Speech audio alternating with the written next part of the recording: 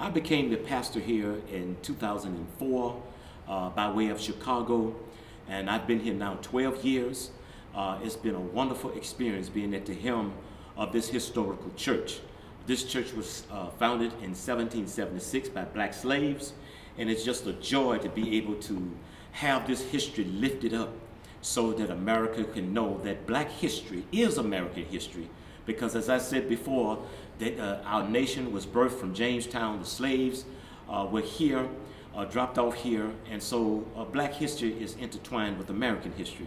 And it's just been a wonderful experience to be at the helm of this church, and I'm just hoping that my leadership or something that I have said or done to cheer somebody along the way. We helped out the First Baptist Church by cleaning and coating the bell. The bell is made of steel. The actual bell part is cast steel, and there's a cast iron yoke that does the actual moving of the bell. And both elements were quite rusty and quite dirty and had mouse and bird droppings on them because they've been up in a bell tower, probably not cleaned since the 1950s.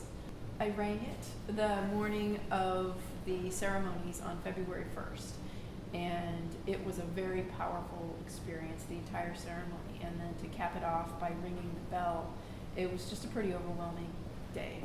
I mean, I understood why the work was being done, but it didn't all become emotionally relevant until the ceremony for me.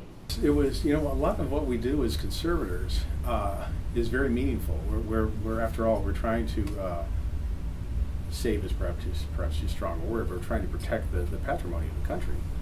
Colonial Williamsburg has quite some interesting stuff in the collection that goes back, as you know, more than anybody, hundreds of years.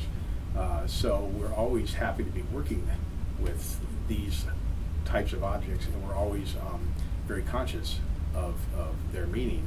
So I'm hoping that in our hearts and in our minds that we can inject in the veins of this nation love, brotherhood, respect, and dignity and neighborliness, so that we can learn how to live together and not be fearful of one another, because we'll know each other in a way that we'll know that we share the same values, that we share the same principles that make this nation great.